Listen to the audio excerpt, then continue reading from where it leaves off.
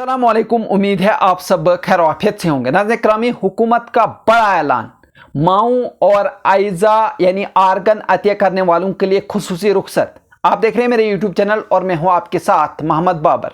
मरकजी हुकूमत ने पार्लियामेंट में एक निहायत हसास और इंसान दोस्त ऐलान किया है, जिसने लाखों सरकारी मुलाजमीन की तवज्जो अपनी तरफ मबजूल कर ली है।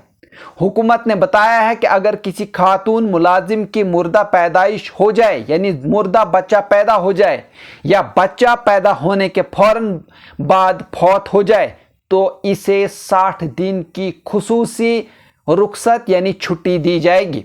इसी तरह अगर कोई मुलाजिम अपना उज़ू यानी आर्गन अतिया करता है तो इसे 42 यानी 42 दिन की खुसूसी छुट्टी दी जाएगी, ताकि वो सेहतियाबी के दौरान आराम कर सके। वहीं मैं आपको बता दूं कि माँ के सदमे को जो है वो कहीं ना कहीं तस्लीम किया गया है। यानी ये ऐलान वज़ीर ममलिकत बराए वज़ीर आज़म दफ्तर डॉक्टर जितेंद्र सिंह ने लोकसभा में एक सवाल के जवाब में किया। उन्होंने कहा कि अमला और तरबियत के महकमे यानी DOPT ने 2 सितंबर 2022 को ही इस हवाले से हुक्मनामा जारी कर दिया था। इसका मकसद इन माओं को सहूलत देना था जो मुर्दा पैदाइश या नौमौलूद की मौत जैसे कर्बनाक और नाकाबिल बयान दुख से गुजरती हैं। डॉक्टर जितेंद्र सिंह ने कहा कि ये मसला सिर्फ एक तिब्बी मसला नहीं है, बल्कि ये एक ऐसा सदमा है जो माँ की जिंदगी पर गहरे असरात छोड़ देता है। एक औरत के लिए अपनी कोख से जुड़ा बच्चा खोना सबसे बड़ा दुख है, और ऐसे वक्त में सरकार का साथ देना इसलिए बहुत बड़ी सहूलत है। इस छुट्टी के ज़रिए मुतासरा माँ को वक्त मिलेगा कि वो अपने जिस्मानी और जज्बाती ज़ख्मों को भर सके। वहीं आर्गन अतिया करने वालों की कुर्बानी की अगर बात करें तो इसी के साथ हुकूमत ने एक और अहम फैसला किया है कि जो सरकारी मुलाजमीन अपना अज़ू अतिया करते हैं यानी आर्गन अतिया करते हैं, इन्हें 42 यानी 42 दिन की खुसूसी रुखसत दी जाएगी। यह फैसला 25 अप्रैल 2023 को किया गया था।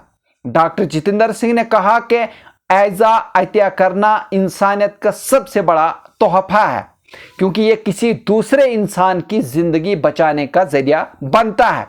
वहीं हुकूमत ने इस अमल को नेक और बेलोस करार देते हुए कहा कि ऐसे मुलाजमीन को सहूलत देना अवामी मुफाद में भी है, ताकि ज़्यादा से ज़्यादा लोग अपना आर्गन जो है वो अतिया करने की तरफ रागिब हों और ये जान लें कि इनकी खिदमत को सिर्फ माशरे ही नहीं बल्कि हुकूमत भी तस्लीम कर रही है। मुलाजमीन के लिए जो है वो एक नया पैगाम यानी ये दोनों सहूलत जो है तमाम मरकजी सरकारी मुलाजमीन पर लागू होंगी। माहिरीन का कहना है कि ये फैसले मुलाजमीन को ये पैगाम देते हैं कि हुकूमत इनके दुख, दर्द और कुर्बानी को तस्लीम करती है। आमतौर पर काम की जगह को सिर्फ काम करने की जगह समझा जाता है, लेकिन ये फैसले इस सोच को बदलते हैं। अब ये वाज़ेह है कि हुकूमत अपने मुलाजमीन को सिर्फ मजदूर नहीं बल्कि इंसान भी समझती है और इनकी ज़िंदगी के मुश्किल तरीन लम्हों में भी इनके साथ खड़ी है।